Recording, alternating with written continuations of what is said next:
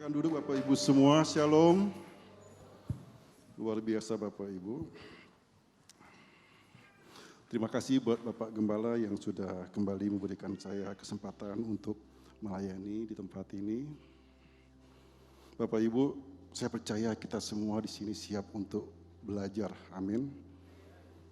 Hari-hari ini Gembala kita Pak Niko terus mengingatkan kita supaya kita mau menjadi murid. Bahkan tadi kalau Bapak Ibu perhatikan di POP tadi, di Voice of Pentecost, juga dikatakan bagaimana kita harus menjadi seorang murid. Kalau kita ingat tadi dikatakan di Voice of Pentecost tadi, kalau kita mau menjadi seorang murid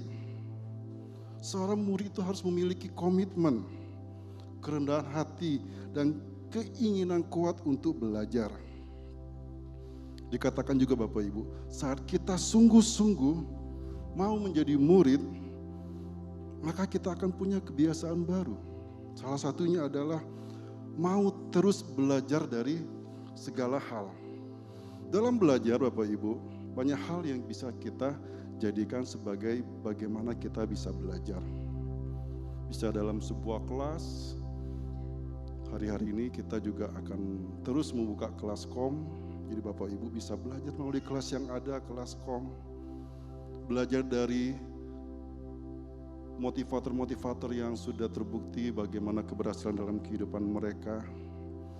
Bahkan kita juga bisa belajar dari keberhasilan-keberhasilan seseorang ataupun tokoh-tokoh yang kita kenal. Dan gak hanya itu Bapak Ibu, kita juga bisa belajar dari kegagalan-kegagalan dari orang-orang yang kita kenal. Saya pribadi saya sangat banyak belajar dari apa yang ada di sekitar saya. Saya belajar bagaimana seseorang berhasil menghargai saya. Rasanya senang saya dihargai. Oh, saya belajar berarti saya mesti seperti itu. Bagaimana saya bisa menghargai orang lain. Saya juga belajar bagaimana orang gagal memperlakukan saya dengan baik. Rasanya nggak enak. Saya bisa belajar jadinya, berarti saya jangan seperti orang ini memperlakukan orang lain. Nah Bapak Ibu, hari ini saya mengajak Bapak Ibu semua untuk belajar dari apa yang ada di dalam Alkitab. Kita melihat tokoh-tokoh yang berhasil dan tokoh-tokoh yang tidak berhasil di Alkitab. Pertama Bapak Ibu, saya mengajak Bapak Ibu semua untuk melihat tokoh yang boleh saya bilang berhasil. Mengapa saya bilang berhasil? Karena Alkitab sering sekali mengutip bagaimana Tuhan menyandingkan nama tokoh ini untuk sesuatu yang baik. Beberapa kali saya ketemukan di Alkitab, nama dia disebut oleh Tuhan untuk menyandingkan sesuatu yang baik. Mungkin Bapak Ibu bisa menebak siapa namanya, yaitu Raja Daud. Ada beberapa ayat di Alkitab yang saya bisa bacakan bagaimana Tuhan, Alkitab menulis menyandingkan nama Daud untuk sesuatu yang baik. Kita buka di Raja-Raja 3 ayat 14, cepat aja supaya waktunya juga cukup. Di sini saya melihat bagaimana Tuhan berkata kepada Salomo. Tuhan berkata, dan jika engkau hidup menurut jalan yang kutunjukkan dan tetap mengikuti segala ketetapan dan perintahku sama seperti ayahmu Daud, maka aku akan memperpanjang umurmu. Jadi pertama, Tuhan sudah menyebutkan sesuatu yang baik dan menyandingkan itu karena Daud. Lalu juga Raja berkata, Alkitab menulis Raja Yehuda Asa, Tuhan berkata kepada dia menyandingkan tentang sesuatu yang baik. Di 1 Raja-Raja 15 ayat 11. Asa melakukan apa yang benar di mata Tuhan seperti Daud, bapak leluhurnya, disebutkan lagi nama Daud. Bapak Ibu, saya juga seorang bapak punya anak. Kalau anak saya menurut saya itu membanggakan, tentunya saya akan selalu menyebut nama dia. Suatu keberhasilan yang dicapai oleh anak saya foto, saya posting di Facebook. sekedar untuk menunjukkan kebanggaan saya. Jadi saya sempat berpikir, mungkin kalau Tuhan mau ya, Tuhan punya Facebook mungkin ya, di fotonya Daud ya. Wah, Daud berhasil, anak saya ini. Di fotonya lagi hamba Tuhan yang berhasil diposting di Facebook. Saya membayangkan seperti itu Bapak Ibu ya. Jadi pada saat kita menyandingkan sesuatu ke sesuatu yang lain, itu pasti ada kaitannya.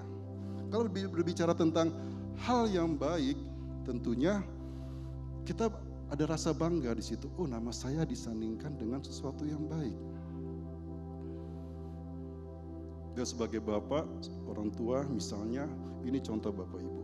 Misalnya saya bangga dengan anak saya, dia pintar main musik. Saya akan berbicara kepada teman-temannya, kamu kalau kamu mau belajar musik dengan baik, kamu bisa main bagus seperti anak saya. Ada rasa bangga. Ada rasa bangga di situ.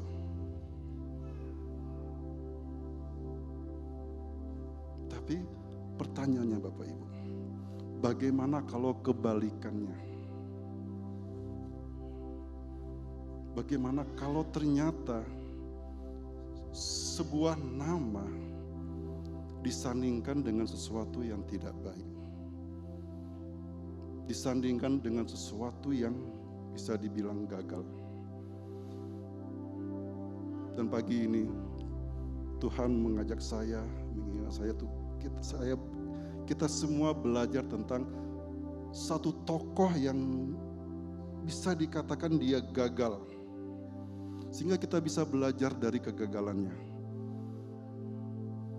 Kenapa Tuhan sebegitu bencinya, sebegitu marahnya pada tokoh ini, sehingga seperti halnya tadi Daud yang dikutip oleh Alkitab, beberapa ayat disebut namanya untuk sesuatu yang baik, tapi ini kebalikannya. Tuhan menyebut tokoh ini untuk sesuatu yang sangat tidak baik. Namanya Yerobeam. Nama tidak begitu familiar, saya percaya Bapak Ibu. Tidak sering kita dengar seperti Daud, seperti Yosua. Padahal kalau kita lihat Yerobeam ini, dia bukan sembarang tokoh. Kalau boleh saya menyebutnya, dia bisa kita sejajarkan dengan Saul, Daud, dan Yerobeam. Tapi kita melihat kenapa nama Yerobeam sangat sedikit sekali disebutkan dalam Alkitab. Nanti kita akan belajar banyak Bapak Ibu. Kita melihat dulu bagaimana Alkitab menulis, menyandingkan Yerobeam ini tentang sesuatu yang tidak baik. Kita baca di 1 Raja-Raja 16 ayat 2. Kita melihat bagaimana Yerobeam itu disandingkan sesuatu yang tidak baik. 1 Raja 16 ayat 2. Oleh karena engkau telah kutinggikan dari debu dan kuangkat menjadi raja. Ini perkataan raja kepada perkataan Tuhan kepada Raja Baesa. Tetapi engkau telah hidup seperti Yerobeam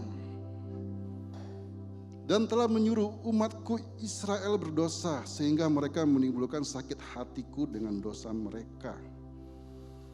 Ini perkataan Tuhan kepada Raja Baesa, di mana nanti Raja Baesanya kalau kita baca lagi di ayat ini akan mati dan mendapat hukuman seperti Yerobeam.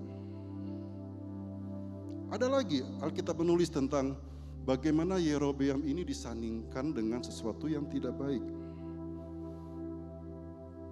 Kita baca di 2 Raja 9 ayat 9. Ini perkataan seorang nabi muda, utusan dari Nabi Elisa kepada Raja Ahab.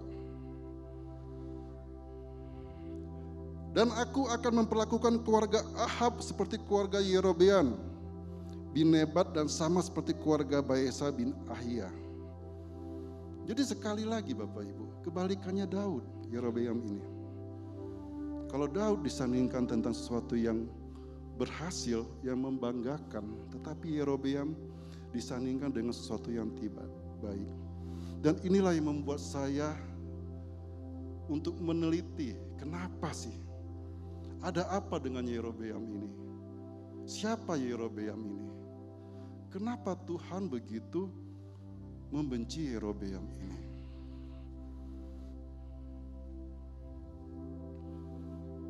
Kebencian Tuhan kepada Yerobeam bisa kita lihat di 1 Raja 14 ayat 10. Kita agak sedikit lompat-lompat ya Bapak Ibu ya, supaya kita bisa mengerti, memahami maksud dari apa yang disampaikan Tuhan melalui saya. 1 Raja 14 ayat 10. Ini kebencian Tuhan, perkataan Tuhan tentang keluarga Yerobeam. Maka aku akan mendatangkan malapetaka kepada keluarga Yerobeam. Aku akan melenyapkan daripada Yerobeam setiap seorang laki-laki, baik yang tinggi maupun yang rendah kedudukannya di Israel.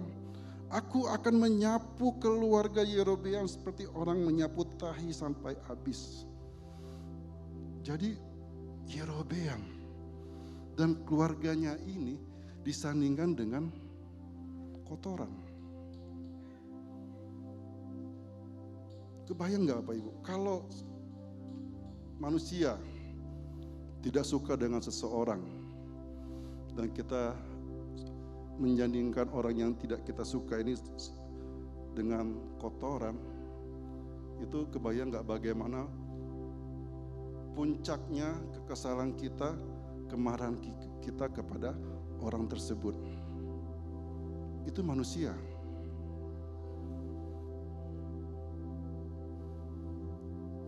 Dan ini Tuhan yang berkata seperti itu.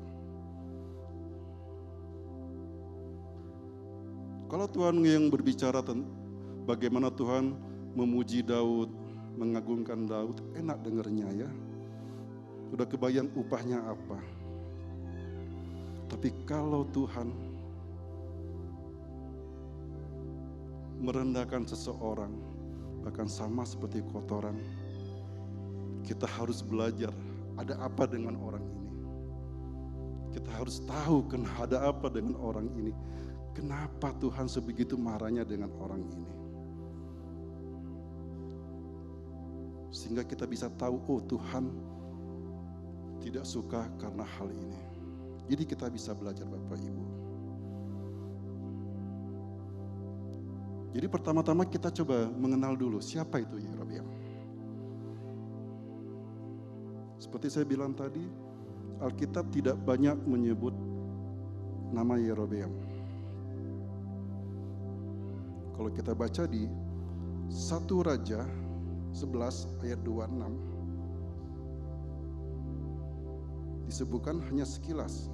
1 Raja 11, 26. Juga Yerobeam bin Nebat, seorang Efraim dari Zereda, seorang pegawai Salomo, nama ibunya Zerua, seorang janda, memberontak terhadap raja.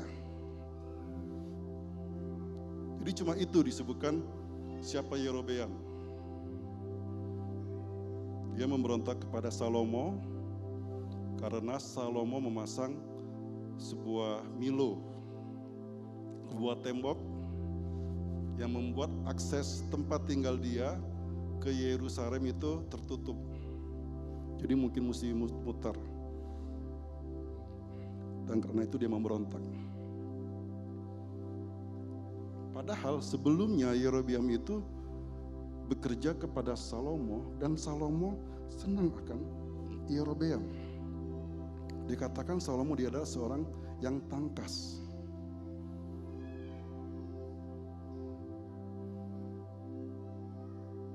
Dan kita lihat lagi, siapa Yerobeam ini? Kenapa dia bisa, tadi di awal saya bilang bisa disetarakan dengan Saul, Daud, dan Yerobeam. Pada saat Allah memutuskan untuk membuat kerajaan Israel melalui nabinya, melalui Nabi Samuel, diurapilah Saul menjadi raja Israel yang pertama. Kemudian selanjutnya Samuel mengurapi Daud. Dan kalau kita baca Bapak Ibu, Yerobeam juga diurapi Tuhan untuk menjadi raja Israel. Jadi ceritanya begini. Setelah Daud meninggal, diangkatlah Salomo menjadi raja. Kita tahu bagaimana kehidupan Salomo Bapak Ibu. Banyak fans, banyak simpanan. Simpanannya bukan cuma emas, harta, tapi juga perempuan juga. Dan Salomo juga ikut menyembah dewa-dewa daripada istrinya. Dan itu mendatangkan kemarahan bagi Allah. Tapi karena bapaknya Daud, sehingga selama Salomo hidup, Tuhan tidak menjatuhkan hukuman kepada kerajaan itu. Kita tahu di masa pemerintahan Salomo lah kerajaan Israel itu masuk kepada masa kejayaannya. Sehingga pada akhir kehidupannya Salomo menjelang dia mau meninggal, Tuhan mengutus seorang nabi, Nabi Ahia, untuk mengurapi si Yerobeam. Jadi pada saat Yerobeam berjalan meninggalkan Yerusalem, bertemu dengan Nabi Ahia. Lalu Nabi Ahia mengoyakkan bajunya menjadi 12 bagian, disuruh diambil 10 buat dia, 2 tetap dipegang. Ini menandakan bahwa Tuhan akan mengoyakkan bangsa Israel. Dan 10 suku akan dipimpin oleh Yerobeam. Kita tahu bagaimana kelanjutannya, pada akhirnya terpecah. Ada kerajaan Yehuda, ada kerajaan Israel. Yehuda dipimpin oleh anaknya Salomo, yaitu Rehabeam. Jadi jangan tertukar Bapak Ibu ya, ada nama-namanya agak-agak mirip. Yehuda dipimpin oleh Rehabeam dan ibu kotanya di Yerusalem. 10 suku dipimpin oleh Yerobeam. Jadi kalau Bapak Ibu mau baca lengkap, itu bisa dibaca di 1 Raja 11 dan seterusnya. Dengan jelas kita melihat bagaimana itu terjadi. Jadi di sini saya melihat Bapak Ibu, pada saat Tuhan marah atas Salomo dan mengoyakkan kerajaan itu menjadi 2 bagian, lalu mengurapi Yerusalem, mengurapi Yerobeam sebagai rajanya, saya bisa merasakan ada sebuah harapan. Sebuah harapan dari Tuhan untuk kepada Israel dengan rajanya yang baru ini, supaya menjadi lebih baik. Pada saat saya bekerja di sekuler, jika ada sebuah cabang perusahaan kita yang tanda kutip sedang dalam keadaan tidak baik, akan ditunjuk seorang manajer untuk menjadi kepala cabang sementara untuk memperbaiki cabang itu. Jadi pada saat ditunjuk seorang pemimpin yang baru, ada sebuah harapan bahwa pemimpin ini bisa membenahi apa yang tidak sesuai di dalam perusahaan itu. Memperbaiki hal-hal yang salah. Dan di sini saya bisa melihat bagaimana pada saat Tuhan melalui nabinya Ahia mengurapi Yerobeam menjadi raja Israel, ada sebuah harapan supaya di bawah kepemimpinan Yerobeam, Israel bisa berbenah. Israel bisa memperbaiki kesalahannya. Tapi kita lihat Bapak Ibu, apa yang terjadi?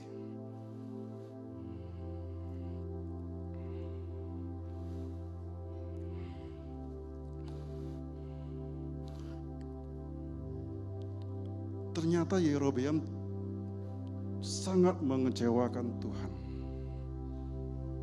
Dan kekecewaan Tuhan kepada Yerobeam itu saya ambil lagi dalam sebuah ayat yang kita bisa mengukur bagaimana tingkat kemarahan Tuhan kepada Yerobeam.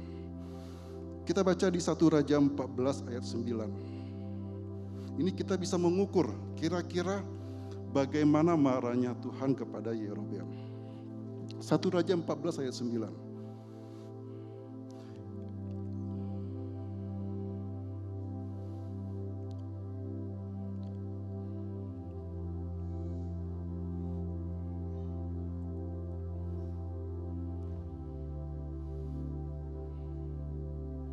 Maaf, sepertinya salah. Saya buka dulu sebentar.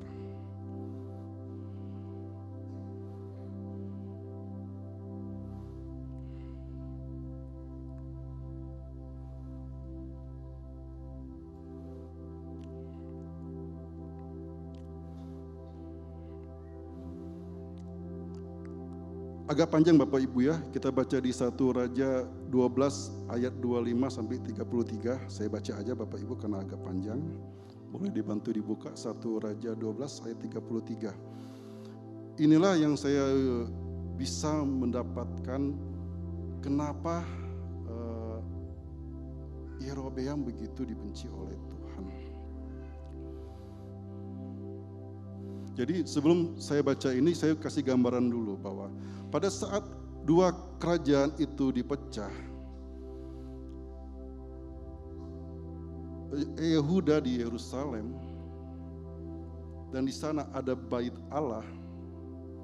Jadi bangsa Israel masih suka datang ke Yerusalem untuk beribadah. Dan hal ini membuat Yerobeam tidak nyaman. Lalu apa yang dilakukan oleh Yerobeam? Boleh dibuka 1 Raja 12 ayat 25. Mulai dari 25. Ya. Kemudian Yerobeam memperkuat Sikem di pegunungan Efraim, lalu diam di sana. Ia keluar dari sana lalu memperkuat Penuel. Berikutnya, maka berkatalah Yerobeam dalam hatinya, kini mungkin kerajaan itu kembali kepada keluarga Daud. Jika bangsa itu pergi mempersembahkan korban sembelihan di rumah Tuhan di Yerusalem, maka tentulah hati bangsa ini akan berbalik kepada Tuhan mereka, yaitu Rehabeam, Raja Yehuda. Kemudian mereka akan membunuh aku dan akan kembali kepada Rehabeam, Raja Yehuda. 28. Sesudah menimbang-menimbang, maka Raja Yerobeam membuat 2 anak lembu jantan dari emas dan ia berkata kepada mereka, kepada bangsa Israel, "Hei bangsa Israel, sudah cukup lamanya kamu pergi ke Yerusalem. Hai Israel, lihatlah sekarang Allah-Allahmu yang telah menuntun engkau keluar dari tanah Mesir." Lalu ia menaruh lembu yang satu di Betel dan yang lain di tempatnya di Dan. Maka hal itu menyebabkan orang-orang berdosa, sebab orang pergi ke Betel menyembah patung dan yang satu dan ke Dan menyembah patung yang lain. 31. Ia membuat juga kuil-kuil di atas bukit-bukit pengorbanan dan mengangkat imam-imam dari kalangan rakyat yang bukan dari Bani Lewi. Kemudian Yerobeam menentukan suatu hari raya kepada hari yang ke-15 bulan ke-8 sama seperti hari raya yang di Yehuda, dan ia sendiri naik ke tangga mesbah itu. Begitulah dibuatnya di Betel, yakni ia mempersembahkan korban kepada anak-anak lembu yang telah dibuatnya itu dan menugaskan di Betel imam-imam bukit pengorbanan yang telah diangkatnya. Ia naik tangga mesbah yang dibuatnya di Betel itu pada hari yang ke-15 dalam bulan yang ke-8 dalam bulan yang telah direncanakannya dalam hatinya sendiri. Ia menentukan suatu hari raya bagi orang Israel dan ia naik tangga mesbah itu membakar korban. Jadi poin inilah yang saya melihat bagaimana Allah begitu marah kepada bangsa Israel. Yerobeam membuat bangsa Israel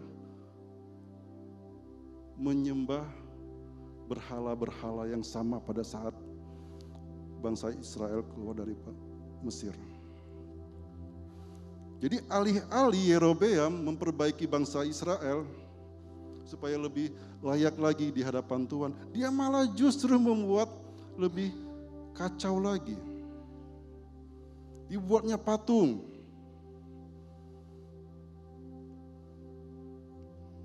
Dibuatnya hari raya sendiri.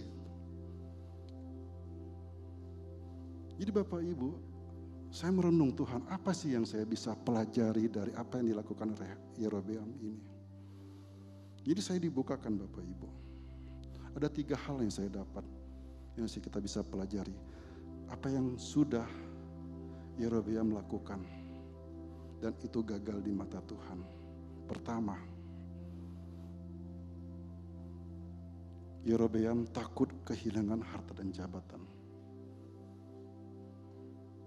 Tadi kita baca dari tadi bagaimana dia takut kalau bangsa Israel sering ke Yerusalem, nanti suatu saat dia akan disingkirkan. Dalam kehidupan kita sehari-hari Bapak Ibu, seberapa banyak kita begitu takut kehilangan apa yang kita miliki. Apa yang bagi kita sangat berharga, kita begitu pegang, begitu erat. Sehingga tanpa sadar, kita menomorduakan Tuhan. Karena kita begitu takut ini kehilangan. Apa yang kita pegang itu? Bisa jadi itu pekerjaan kita, bisnis kita, keluarga kita.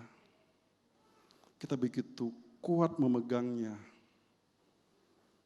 sehingga tanpa kita sadari, kita sudah menomorduakan Tuhan. Dan ini adalah pangkal dari hal-hal yang dilakukan oleh Yerobeam sehingga dia semakin tidak berkenan kepada Allah. Dan ini juga bisa menjadi sesuatu pangkal dalam kehidupan kita sehingga kita tanpa kita sadari kita menjauh dari Tuhan. Karena kita pegang begitu kuat. Karena bisnis kita. Karena pekerjaan kita, karena keluarga kita, bahkan karena nyawa kita nggak mau kehilangan. Sehingga kita mengabaikan Tuhan. Dan ini menjadi sumber yang tanpa kita sadari pada akhirnya kita akan semakin jauh daripada Tuhan. Yang kedua, saya pelajari apa yang dilakukan oleh Yerobeam ini. Sehingga dia begitu gagal di hadapan Tuhan. Bahwa Yerobeam beribadah dengan caranya sendiri. Apa yang kita bisa aplikasikan dalam kehidupan kita hari-hari ini? Tentunya kita tidak akan melakukan hal yang sama secara harafiah Yerobeam melakukan. Kita nggak bakal mungkin pasang patung di rumah kita lalu kita menyembahnya. Tapi tanpa kita sadari bahwa kita terkadang mempunyai cara yang sama. Kita beribadah dengan caranya kita sendiri. Maunya kita sendiri. Saat datang ke tempat gereja ibadah, kita lihat, aduh kok WR-nya yang itu sih? Kok bukan yang ini sih? Aduh kok yang main keyboard itu sih bukan yang ini sih? Aduh yang khotbah kok si ini bukan yang itu. Jadi kita mengatur sendiri dengan maunya kita. Aduh kok lagunya seperti ini sih, kok bukan lagu-lagu yang ini. Jadi kita fokusnya ke sana, kita nggak beribadah sungguh-sungguh, kita nggak bisa menikmati hadirat Tuhan. Kita nggak bisa datang dengan membawa persembahan yang berkenan di hadapan Allah. Sibuk kita mengomentari apa yang ada dalam ruangan ini. Dan itu yang tidak Tuhan suka. Yang ketiga Bapak Ibu, kalau kita baca lagi kisah Yerobeam, ada suatu ketika pada saat anaknya sakit, Yerobeam menyuruh istrinya datang menemui Nabi Ahia untuk diobati, untuk didoakan. Tapi Tuhan tidak berkenan dan anaknya dibiarkan mati. Apa yang bisa kita pelajari di sini? Bahwa kita sering memperlakukan Tuhan seperti itu. Saat kita butuh baru kita datang Tuhan. Saat kita sedang ada masalah baru datang Tuhan. Ya kita sendiri kesel kadang-kadang dengan teman-teman kita yang gak pernah ada kabar berita, tiba-tiba datang telepon, nanya kabar, ujung-ujungnya pinjam duit. Yang gak ada kabar berita, tiba-tiba telepon, ujung-ujungnya ngajak bisnis MLM. Kapan perlu baru baik. Kita aja kesel dibegitukan, apalagi Tuhan. Yerobeam memerintah selama 20 tahun. Dan saya percaya hal-hal awalnya seperti inilah yang semakin lama membuat bangsa Israel makin terpuruk.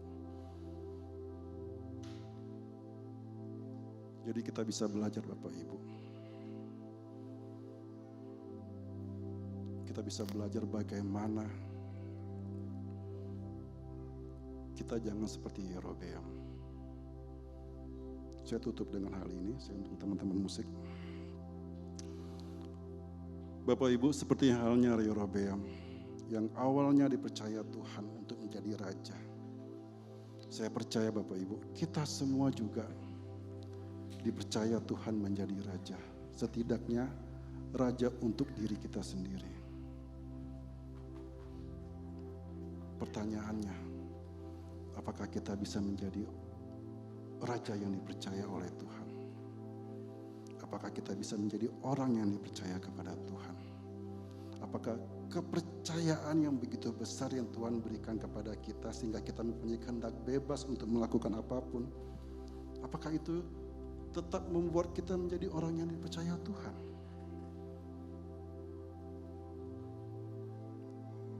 Apakah kita akan terus menjadi orang yang menyenangkan Tuhan? Sehingga pada akhirnya Tuhan akan menyebut nama kita untuk menyandingkan hal-hal yang baik. Bukan malah menyebut nama kita untuk menyandingkan hal yang buruk. Hal yang tidak berkenan di hadapan Tuhan. Dan pertanyaan ini Bapak Ibu, cuma kita masing-masing bisa menjawabnya. Mari tutup mata kita, tutup Alkitab kita berdoa. Terima kasih Tuhan. Terima kasih kalau Engkau telah memberikan kami kepercayaan untuk menjadi raja atas kehidupan kami sendiri Tuhan. Kami mau Tuhan, kami mau terus diberikan kemampuan untuk menjadi raja yang bisa Engkau percaya. Tegur kami Bapa, ajar kami Tuhan. Pakai orang-orang di sekitar kami untuk menjadi perpanjangan tangan-Mu untuk menegur kami Bapa. Gembala kami, pimpinan kami, pakai mereka Tuhan untuk bisa mengarahkan kami, mengingatkan kami kalau kami sudah mulai melenceng Bapa. Kami mau Tuhan, nama kami Engkau sebut untuk menyandingkan hal-hal yang baik. Nama kami Engkau sebut dengan bangga Bapa. Dan pada saatnya kami akan menerima mahkota itu daripada-Mu Bapa.